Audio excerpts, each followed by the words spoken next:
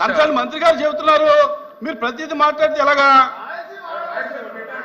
రాయలసీమ అయితే ఆవిడ మాట్లాడమనండి, ఆయన కూర్చోమనండి. ఏంటిది సార్? ఇది కరెక్ట్ కాదు సార్. కూర్చోండి శివరారెడ్డి గారు కూర్చోండి. మంత్రి గారు చెప్పండి. చైర్మన్ సార్, ప్రశ్నలో వారు అడిగింది Lokayukta, human rights commission, CBI courts, Waqf board tribunal, APR. High court bench గురించి ప్రస్తావన లేదు. దాన్ని మా ప్రభుత్వమే చాలా ముఖ్యంగా స్పష్టంగా మా వైఖరే, మా విధానం హైకోర్టు బెంచ్ అనేటువంటిది మీరు 3 రాజధానులు చెప్పినప్పుడు ఉంది, ఈ రోజుకి ఉంది. కమిటెడ్ గా దాని మీదే మేము స్టేట్మెంట్ ఇచ్చాం.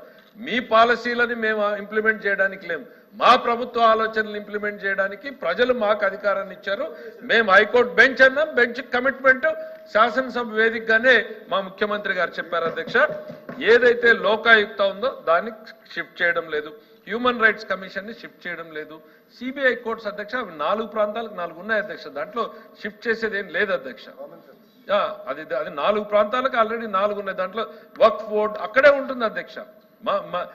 అధ్యక్ష, నేను పదే మీకు మొన్న కూడా చెప్పా, మా లోకేష్ బాబు గారు కానీ లేకపోతే చంద్రబాబు నాయుడు గారు కానీ మాకు ఒక్కటే ఇన్స్ట్రక్షన్ ఇచ్చారు మంత్రులందరికీ కూడా, మీ శాఖల్లో గత ప్రభుత్వం తీసుకున్న నిర్ణయాలన్నింటినీ తిరగాలి, తిప్పి చూడాలి అనేటువంటి ఆలోచనతో పోవద్దు. మంచి ఉంటే దాన్ని కంటిన్యూ చేయండి, ఏదైనా ఇబ్బందులు ఉంటే తొలగించే చూడండి, అంతే తప్ప రివర్సల్ మాత్రం మీరు ఇంటెన్షనల్ గా చేసే ఆలోచనలో పోవద్దు అని మేము ఇవన్నీ కంటిన్యూ చేస్తున్నాం అధ్యక్ష.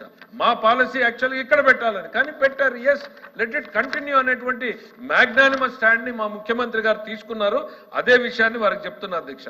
ఎంఎస్ఎంఈ టెక్నాలజీ గురించి అధ్యక్ష, ఇది ఎందుకంటే సభ్యులు అడిగారు, పరిశ్రమలకి వాళ్ళే ఛాంపియన్, రాయలసీమకి ఏదో వాళ్ళ ఛాంపియన్ అని. రాయలసీమలో కియా మోటార్స్ ఎవరి టైంలో వచ్చింది అధ్యక్ష? ఈ 5 ఏళ్లలో రాయలసీమలో ఎంత పారిశ్రామిక అభివృద్ధి జరిగింది అధ్యక్ష? ఒక్క సింగిల్ ఇండస్ట్రియల్ ఎస్టేట్ అధ్యక్ష. ఇవాళ మేము గర్వంగా చెప్తున్నాం, కేంద్ర ప్రభుత్వాన్ని వీళ్ళు ఏదైతే కొప్పర్తి మాట్లాడుతున్నారో దానికి ఫండ్స్ టైఅప్ తీసుకొచ్చింది మేము అనేటువంటిది గర్వంగా చెప్తున్నాం అధ్యక్ష. So we're committed, we're committed. ఎందుకు మేము వస్తున్నాం అధ్యక్ష, కొంచెం ఓపిక వినండి. We're committed. మీరు ప్రస్తావన చేశారు కాబట్టి నేను చేయాల్సి వస్తా ఉంది. 5 సంవత్సరాలు ఒక్క ఇండస్ట్రియల్ ఎస్టేట్ తేకుండా, ఇండస్ట్రీస్ తేకుండా ఇవాళ ఇండస్ట్రియల్ ఎస్టేట్ తరలించారు. ఎందుకు జరిగింది ఎంఎస్ఎంఈ అంటే కేంద్ర ప్రభుత్వం, ఇది కేంద్ర ప్రభుత్వానికి సంబంధించినటువంటి టైఅప్ ఇన్స్టిట్యూట్ అధ్యక్ష. వాళ్ళు ఇన్స్పెక్ట్ చేసినప్పుడు ఇది క్యాపిటల్లో ఉండాలన్నటువంటి సజెషన్ వస్తే సంబంధిత శాఖ వాళ్ళు జీవో ఇష్యూ చేసినప్పుడు ముఖ్యమంత్రి గారి దృష్టిలోకి వచ్చి దీన్ని ఓవరాల్ పిక్చర్ తీసుకుందాం, అబెన్స్ లో పెట్టండి అని వీళ్ళెవ్వరూ ప్రశ్నలు లేవనెత్తక ముందే గౌరవ ముఖ్యమంత్రి గారు దీని మీద అబెన్స్ లో పెడుతూ ఆర్డర్స్ ఇవ్వడం జరిగింది అధ్యక్ష. ఈ రాష్ట్రానికి, రాయలసీమకి ఏది అవసరమో, ఏది ప్రాముఖ్యమో అనేటువంటిది మేము నిర్ణయం తీసుకుని ప్రజల సంక్షేమం కోసం, అభివృద్ధి కోసం మేము నిర్ణయాలు తీసుకుంటామనేటువంటిది ప్రభుత్వం నుంచి మీ ద్వారా గౌరవ సభ్యులకు తెలియజేస్తున్నాను అధ్యక్ష. రెండవది, సడన్ గా శ్రీబాబు ఒప్పందం గుర్తుకొచ్చింది అధ్యక్ష. 5 ఏళ్లలో 2 సభల్లో ఒక్క రోజైనా శ్రీబాగ్ ఒప్పందం గుర్తుకొచ్చింది అధ్యక్ష? శ్రీబాగ్ ఒప్పందం అసలు ఎప్పటిది అధ్యక్ష? ఎవరి మధ్య జరిగింది? తమిళనాడు రాష్ట్రం నుంచి ఆంధ్ర ఏర్పాటైనప్పటిది. దాని తర్వాత ఆంధ్ర ఏర్పడింది, ఆంధ్రప్రదేశ్ గా తెలంగాణతో కలిసి మారింది, తెలంగాణ నుంచి విడిపోయి ఆంధ్ర అయిపోయింది. పోనీ ఎవరు సార్ ఆ శ్రీబాగ్ ఒప్పందంలో? కాంగ్రెస్ పార్టీకి సంబంధించినటువంటి పెద్ద మనుషులు రాసుకున్నటువంటి ఒప్పందం కాంగ్రెస్ పార్టీని అధ్యక్ష. వాళ్ళల్లో గ్రూప్ రైవలరీస్ ఉన్నాయి అధ్యక్ష. అప్పుడు ఆ గ్రూప్ రైవలరీస్ ని అధిగమించడానికి రాసుకున్నటువంటి ఒప్పందం. మేము ఇవాళ చిత్తశుద్ధితో రాయలసీమకి నీటి తరలింపు ఏదైతే శ్రీబాగ్ ఒప్పందంలో ఉందో, 5 ఏళ్లలో హంద్రీనీవాలో ఒక్క కిలోమీటర్ కెనాల్ అయినా మీరు వైడెన్ చేశారా? ఇవాళ మా ముఖ్యమంత్రి గారు తరఫున మేమందరం కూడా చెప్తున్నాం, మాకు ఇచ్చినటువంటి హామీ ప్రకారం హంద్రీనీవా వైడనింగ్ అనేటువంటిది మేము ప్రారంభిస్తాం.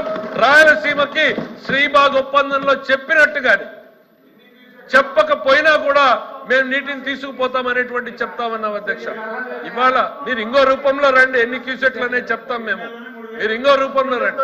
ఇవాళ ఒక్క సింగిల్ రాయలసీమ ప్రాజెక్ట్ అధ్యక్ష, రాయలసీమలో ఉన్నటువంటి ఒక్క ఇరిగేషన్ ప్రాజెక్ట్ లో అయినా వీళ్ళు ఇంప్రూవ్మెంట్ చేశారేమో చెప్పమనండి అధ్యక్ష.